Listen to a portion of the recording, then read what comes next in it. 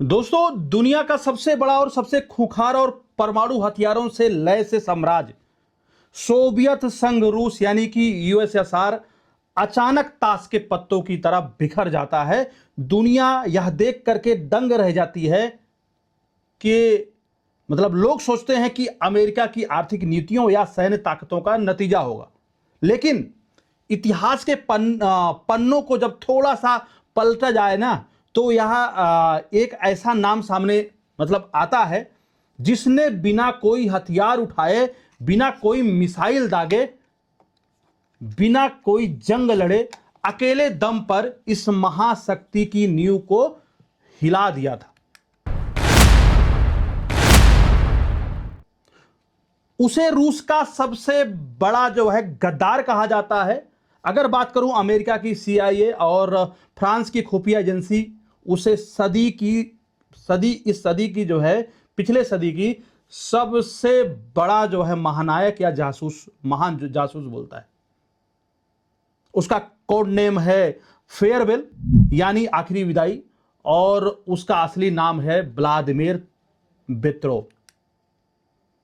आज के इस स्पेशल एपिसोड में हम KGB के उस सबसे काले अध्याय को खोलने जा रहे हैं जहां एक जासूस के प्रतिशोध ने पूरी दुनिया का भूगोल बदल दिया।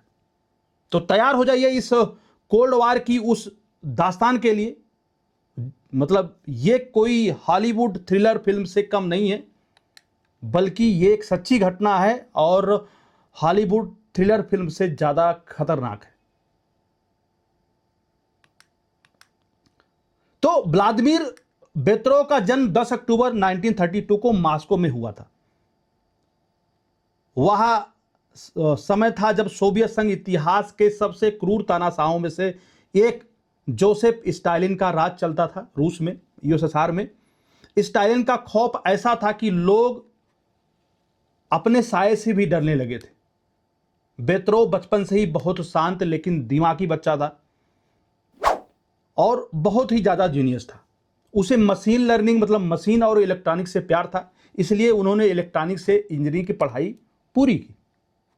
उस दौर में सोवियत संघ की सबसे खतरनाक खुफिया एजेंसी KGB ऐसे ही दिमाग की तलाश कर रही थी, नौजवानों की तलाश कर रही थी। KGB की नजर बेत्रोव पर पड़ती है। उन्हें बेत्रोव KGB के लिए बेहद गोपनीय स्कूल 10 में ट्रेनिंग के लिए भेजा गया।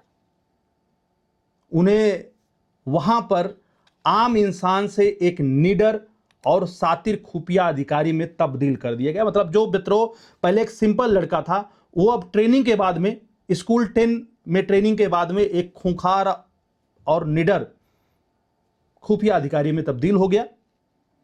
उन्हें केवल एक ही कसम खिलाई गई थी, चाहे जो हो जाए सोवियत संघ की जानकारी, सोवियत संघ को दुनिया का सबसे ताकतवर देश बनाना है। स्कूल 10 में कसम खिलाई जाती थी कि जो भी उनके जांच अधिकारी होंगे, उनका मेन कर्तव्य यही होगा कि किसी भी तरीके से हमें सोवियत संघ को दुनिया का सबसे ताकतवर देश बनाना है। यही कसम बेत्रोव ने भी खाई थी अपने ट्रेनिंग स्कूल में। ट्रेनिंग के बाद बेत्रोव KGB का सबसे गुप्त और महत्वपूर्ण शाखा में तैनात किया गया, जिसका नाम डायरेक्टरेट T था। इनका दूसरा विंग है जो डायरेक्टरेट T में शामिल किया गया। ऐतिहासिक दस्तावेजों के अनुसार सोवियत संघ के पास उस समय आधुनिक कंप्यूटर, जेट इंजन या रडार बनाने की तकनीक नहीं थी। इसलिए डायरेक्टरेट T का जो काम था वो पश्चिम देशों से वेस्टर्न कंट्रीज की हर आधुनिक टेक्नोलॉजी को चुराना, उनके कोड को चुराना, और इसी काम के लिए बेत्रोव को मास्टरमाइंड बनाया गया था, जो उनका डायरेक्टरेट T का विंग था उसके अंदर। और उसका यही काम था कि वो पश्चिमी देशों की टेक्नोलॉजी और कोड को चुराएं और रूस लेकर के आए। ये साल था 1965 की मैं बात बता रहा हूं। बेत्रोव के जीवन का ये सबसे महत्वपूर्ण मोड़ आया जब KGB ने उन्हें फ्रांस की राजधानी पेरिस में फील्ड पोस्टिंग दी। और किसी जासूस के लिए सबसे महत्वपूर्ण समय होता है जब उसको फील्ड में पोस्टिंग दी जाती है। सोवियत संघ में रहते हुए बेत्रोव को हमेशा जब ये सोवियत संघ में थे तो बेत्रोव को हमेशा यही सिखाया गया कि बाहर की दुनिया बहुत गंदी है, वहां पर लोगों पर जुल्म होता है, लोग रोटी के लिए तरस रहे हैं, लोग गुलाम बन के जी रहे हैं। लेकिन जब विद्रोह पेरिस की धरती पर कदम रखा तो उसकी आंखें जो है वहां की चकाचौंध से खुल गई और उसके सामने एक झूठ जो सोवियत संघ उस समय अपने स्पाई को बताया करता था, अपने लोगों को बताया करता था, वो झूठ का पर्दा जो है विद्रोह की आंखों के सामने से हट गया। उन्होंने देखा कि पेरिस में हर इंसान आजाद है, खुश है और वहां की तकनीक सोवियत संघ से कोसों आगे चल रही है। यहां उनकी मुलाकात एक जैक प्रीबोस्ट नामक एक जो है फ्रांसीसी से हुई, मतलब जो फ्रांस का बंदा था, जैक प्रीबोस्ट करके, जो आगे चलकर इस कहानी का एक अहम हिस्सा बना, एक अहम किरदार बना। पेरिस की इस चकाचौंध में ने विद्रोह के मन में अपने ही देश के प्रति जो है घृणा भर दी कि भैया किस तरीके से हमारे लोगों को जो है स्टालिन किस हिसाब से जो है ट्रेंड करता है, और उनको कौन कहे कि वो बताता है कि दुनिया में ऐसा है, बल्कि रूस ही पिछड़ा है, रूस में ही लोगों के ऊपर जो है इस तरह की पाबंदियां लगी हुई हैं। और वो काफी कुंठित हो जाता है कि भैया हमको झूठ बता करके यहां भेजा गया, उसके उलट दुनिया यहां पे आजाद है, खुशहाल है, और हमारा देश जो है नर्क के खाई में झोंका हुआ है। और यही बात विद्रोह को जो है अपने सिस्टम से, मतलब सोवियत संघ के सिस्टम से बदला लेने के लिए तैयार कर रही थी। उन्हें समझ में आ गया था कि देश एक बहुत बड़े झूठ की बुनियाद पर खड़ा है, सोवियत संघ रूस। जब विद्रोह वापस मॉस्को लौटे तो उन्हें उम्मीद थी कि उनकी एक बेहतरीन सर्विस के लिए उन्हें प्रमोशन मिलेगा। ऐसा ही होता है।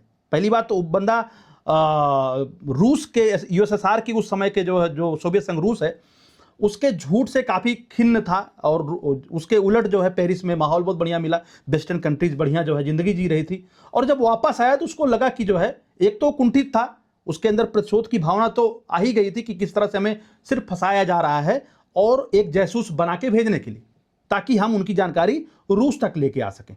लेकिन जब वो वापस आया फील्ड वर्क से पे जो है मॉस्को वापस लौटा, तो उसे उम्मीद थी कि मुझे अपने सर्विस के बदले एक बहुत बड़ा कोई जो है सर्विस रिवार्ड मिलेगा। लेकिन सोवियत व्यवस्था बिल्कुल चापलूसों के ऊपर जो है आधारित थी। चापलूस उसको चलाया करते थे। विद्रोह को जो है दरकिनार कर दिया गया और उन्हें एक डेस्क जॉब के में रख दिया गया। मतलब उनको वहां से फील्ड जो है जॉब से हटा करके एक डेस्क जॉब में रख दिया गया, जिससे विद्रोह डिप्रेशन में आ गया, क्योंकि जो बंदा फील्ड पे काम कर रहा था उसको जो है एक बाबू वाले जॉब में लगा दिया गया। कुल मिला के उसको प्रमोशन नहीं मिला, उसको एक तरह से डिमोशन मिला, उसको एक अलग एक किनारे जो है जगह पे रख दिया गया। मतलब उसकी उपयोगिता लगभग खत्म हो गई, और यही बात उसके दिल में और घर कर गई। उन्होंने तय किया कि वे इस दमनकारी व्यवस्था को खत्म करके रहेंगे और अपने देशवासियों को ये बताएंगे कि आजादी क्या होती है और हमें करना क्या है। उसके बाद में क्या हुआ, सीनियर्स ने विद्रोह को डिप्रेशन में देख करके सोचा कि यह अब किसी काम का नहीं है। अक्सर यही होता है स्पाई जॉब में, जब एजेंट किसी काम का नहीं होता है तो उसको दूध में मक्खी की तरह निकाल के बाहर कर दिया जाता है।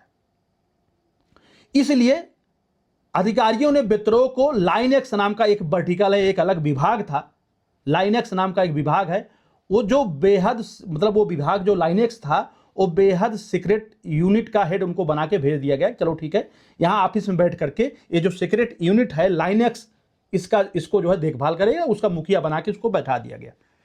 और यही केजीबी के लिए के अधिकारियों के मतलब केजीबी के अधिकारियों को अंदाजा भी नहीं था, और यही सबसे बड़ी गलती केजीबी ने किया कि उसको लाइनेक्स का मुखिया बना के बैठा दिया। लाइनेक्स एक विभाग है जहां पे खुफिया जानकारियां एकत्र करके रखी जाती हैं। लाइनेक्स दरअसल केजीबी के वहां 20 लिस्ट मतलब तैयार किया करती थी कि कौन कौन से हमको सॉफ्टवेयर चुराने हैं, उसमें क्लासिफाइड करके। मतलब ये जो विंग है लाइनेक्स, जो इनका डिपार्टमेंट है, यहाँ पे शॉर्ट लिस्ट किया जाता कि हमको आने वाले समय में कौन कौन से जो है सॉफ्टवेयर चुराने हैं, कौन कौन सी टेक्नोलॉजी चुरानी है, उसकी पूरी लिस्ट तैयार करते थे, किस किस देश से चुराना है। तो यहाँ पे वो जो है मोस्ट सीक्रेट जो है इंफॉर्मेशन रखी जाती थी। मतलब यहाँ पर अमेरिका, ब्रिटेन, फ्रांस में कौन कौन सी गुप्त फाइल, मिसाइल की डिजाइन और कंप्यूटर सॉफ्टवेयर चुराने हैं, ये सारा कुछ शार्ट लिस्ट करके रखा जाता था। इसका मतलब यह है कि सोवियत संघ के वर्तमान और भविष्य की हर जानकारी इसी गुप्त विभाग में रखी जाती थी, जो अब विद्रोह के हाथ में लग चुकी थी। साल था 1980, 1980 में विद्रोह ने पेरिस के अपने पुराने दोस्त, जिसका पहले मैंने जिक्र किया था, प्रीबोस्ट, जो बंदा इनका दोस्त बना था पेरिस में, प्रीबोस्ट को एक बेहद गोपनीय संदेश भेजा विद्रोह ने 1980 में। उन्होंने कहा कि उनके पास कुछ ऐसा है जो पश्चिमी देशों की किस्मत बदल सकता है, और यह संदेश फ्रांस की खुफिया एजेंसी डीएसटी तक पहुंचा। फ्रांस के जासूसों के होश उड़ गए जब विद्रोह ने यह संदेश अपने पुराने दोस्त, जो पेरिस का उनका दोस्त था, प्रीबोस्ट को दिया। तो वे जितने भी उनके एजेंट थे फ्रांस के, वे अपनी जान को जोखिम में डाल करके मॉस्को पहुंच गए और विद्रोह से एक गुप्त मुलाकात की। इस मुलाकात में विद्रोह ने फ्रांस को, अब ये मुलाकात होती है, एक मीटिंग होती है फ्रांस के एजेंट के साथ में विद्रोह की, और विद्रोह इस मुलाकात में ही फ्रांस को 4000 पेज से ज्यादा पन्नों वाला अत्यंत गोपनीय दस्तावेज सौंप दिया। और सबसे बड़ी बात है, यह दस्तावेज विद्रोह ने बिना कोई पैसा लिए उनको दिया है, जिसमें दुनिया भर की जानकारी थी। मतलब 4000 पन्नों में जो केजीबी ने 250 से ज्यादा अपने जासूस अलग अलग देशों में नाम बदल बदल के जो है डिप्लॉय कर रखे थे, उनकी पूरी जानकारी थी। और पूरा कच्चा चिट्ठा 4000 पेज का विद्रोह ने बिना कोई पैसा लिए उसको जो है सौंप दिया।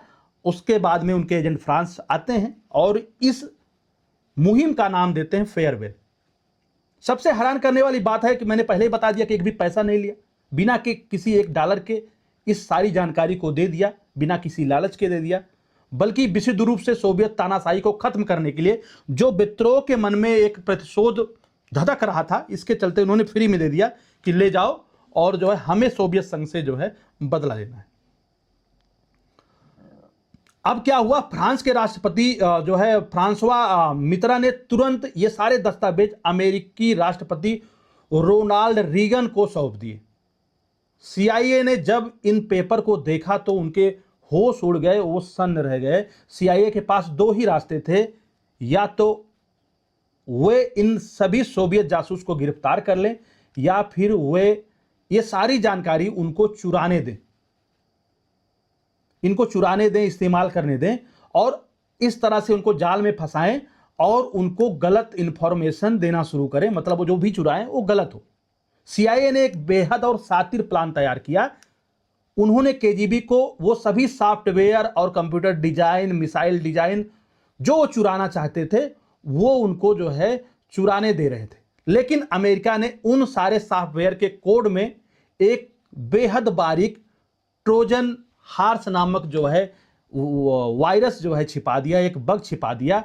यह वायरस ऐसा एक वायरस था जो पहले स्टार्टिंग में प्रोग्राम को बढ़िया चलने देता था, कुछ दिन के बाद में वो प्रोग्राम में जो है बहुत बड़ी तब्दीली कर दिया करता था, जिससे मतलब वहां पर धमाका होने के लिए जो है बिल्कुल तैयार हो गया था। मतलब यह है कि पहले ये वायरस जो है शुरुआती समय में बिल्कुल ठीक काम करता था, लेकिन निश्चित समय के बाद यह पूरे सिस्टम को तबाह कर देता था। अब बात है 1982 की। सोवियत संघ ने अमेरिका की एक ऐसी कंपनी, मतलब सोवियत संघ ने अमेरिका की एक कंपनी से गैस पाइपलाइन को कंट्रोल करने वाला एक ऑटोमेटेड सॉफ्टवेयर बड़ी चालाकी से चुरा लिया। मतलब अमेरिका की एक जो है कंपनी थी जो गैस पाइपलाइन को कंट्रोल किया करती थी, और वहां से सोवियत संघ के जासूसों ने उसका सॉफ्टवेयर बहुत चालाकी से चुरा लिया। केजीबी अपनी इस कामयाबी पर जश्न मना रही थी, और इस सॉफ्टवेयर को साइबेरिया की मुख्य गैस पाइपलाइन में इंस्टॉल कर दिया गया। कुछ महीने तक तो भैया ये सॉफ्टवेयर बढ़िया चलता रहा, लेकिन कुछ समय बाद उसमें छिपे हुए जो वायरस थे जो अमेरिका ने डाल रखा था, उन्होंने अपना काम करना शुरू कर दिया। वह प्रेशर वाल्व को पूरी तरह से बंद कर दिया करते थे। मतलब उनका वायरस जो है, जो डिजाइन था कि टाइमली प्रेशर वाल्व खुलेगा और प्रेशर रिलीज होता रहेगा, तो उसमें गड़बड़ी कर दी। प्रेशर वाल्व को जो है बिना टाइम के पहले ही बंद किया कर दिया करते थे, जिससे जो है लगातार प्रेशर बनने लगा। प्रेशर रिलीज करने के लिए कोई वहां पे इंस्ट्रक्शन सॉफ्टवेयर में नहीं आया, क्योंकि उसको जो है ट्रोजन हार्स ने जो है बिल्कुल डिस्टर्ब कर दिया था। फिर क्या हुआ, इसका नतीजा बहुत ही भयानक हुआ। साइबेरिया के जंगलों में एक ऐसा भयंकर धमाका हुआ जिसकी तीव्रता कई किलोटन थी। यह इतिहास का सबसे बड़ा धमाका था, सबसे बड़ा गैर परमाणु धमाका था। मतलब परमाणु बम में इतना बड़ा धमाका था, लेकिन गैर परमाणु धमाके की अगर बात करूं तो इतिहास का आज तक का सबसे बड़ा धमाका, जिसे अमेरिका सेटेलाइट मतलब अमेरिकी सेटेलाइट ने जो है अंतरिक्ष से साफ साफ देखा था। और सोवियत संघ रूस की अर्थव्यवस्था जो मुख्य रूप से गैस और पेट्रोलियम पर निर्भर थी, इस धमाके से उनकी अर्थव्यवस्था वेंटिलेटर पे आ गई। सोवियत संघ के अंदर लगातार हो रहे हादसे से केजीबी परेशान थी। उन्हें समझ में नहीं आ रहा था कि अंदर कोई विभीषण बैठा हुआ है, लेकिन विद्रोह तक पहुंचने का उनके पास में कोई पुख्ता सबूत नहीं था। उनको थोड़ा थोड़ा शक शुरू हुआ कई सारे एजेंट पर, लेकिन किसी एक एजेंट को इंडिकेट कर पाए, उनके तक पहुंच पाए, ऐसा कोई ठोस सबूत जो है केजीबी के पास में नहीं था। फिर केजीबी ने क्या किया, केजीबी ने शक के आधार पर अपने ही अधिकारियों के पीछे महिला एजेंट लगा दिए, जो केजीबी में ऑलरेडी काम किया करती थी।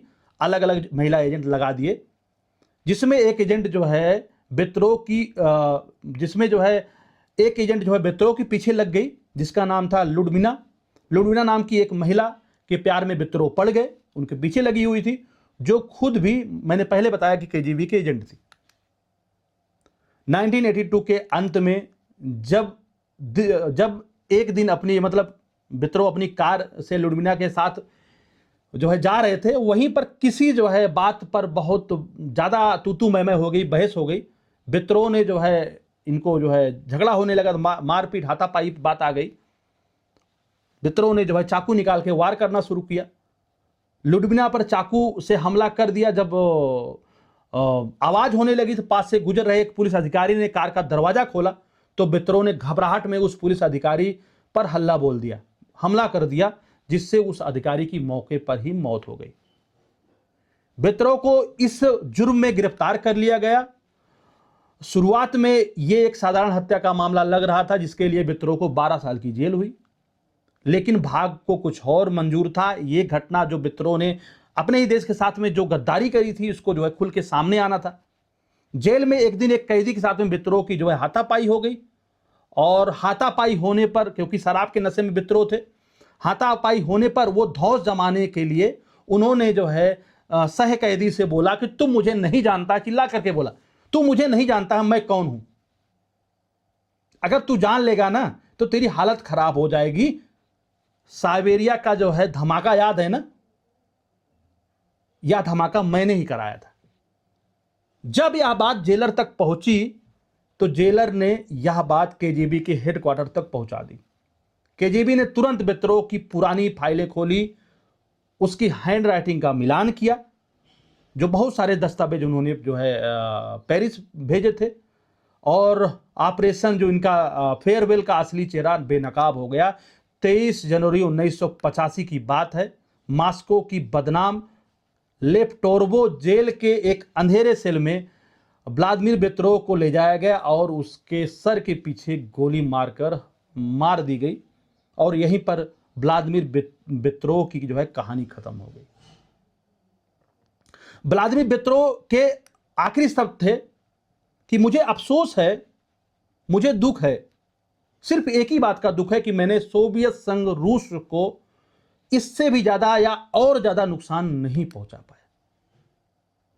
और इन सारी घटनाओं से कई साल में जो घटनाएं हो रही थी, क्योंकि सोवियत संघ रूस की पूरी जो है इकोनॉमी तेल और गैस पे थी, धीरे धीरे सोवियत संघ में भुखमरी पैदा हुई, असंतोष पैदा हुआ। स्टालिन के अत्याचार से सोवियत संघ रूस 1991 में 15 देशों में बट गया, खरबूजे की तरह कट गया, और यहीं पर सोवियत संघ रूस का अंत हो गया। और जो है एक बड़ा हिस्सा खैर रूस बना, लेकिन उसमें से 15 बड़े हिस्से अलग हो गए।